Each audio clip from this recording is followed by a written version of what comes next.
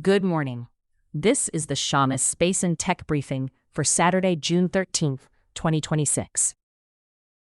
Anthropic has suspended access to its latest AI models after a U.S. government directive limited foreign access, according to TechCrunch.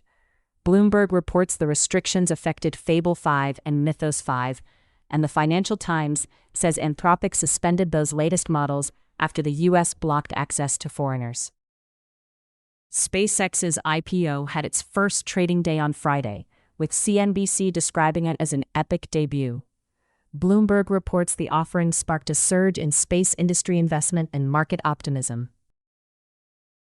The New York Times reports on what NASA needs to stay on track for the moon. Separately, the South China Morning Post says a Chinese team flagged what it described as a life-threatening weakness in NASA's Artemis program. Lawmakers have paved the way for the Space Force to dissolve SDA and Space RCO, according to Air and Space Forces magazine. Space News reports the Senate NDAA backs a plan to fold SDA and Space RCO into the Space Force. Blue Origin says it will fly again this year after an explosion, according to The Guardian. MSN reports the company's New Glenn rocket exploded during a hot fire test. The top 3 semiconductor spenders are heating up with CHIPS Act funds, according to Tech Insights. E-News Europe also points to a leading-edge fab for Europe in what it calls CHIPS Act 2.0. The Information reports on AI's Blythe spending and Crusoe's Stargate woes. That headline points to continued scrutiny of AI infrastructure costs and issues around Crusoe's Stargate effort.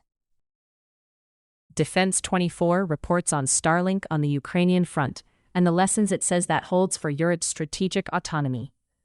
The report focuses on Starlink's role in Ukraine and the implications it draws for Europe. ESA astronaut Luca Parmitano has joined NASA's Artemis 3 mission as pilot, according to the European Space Agency.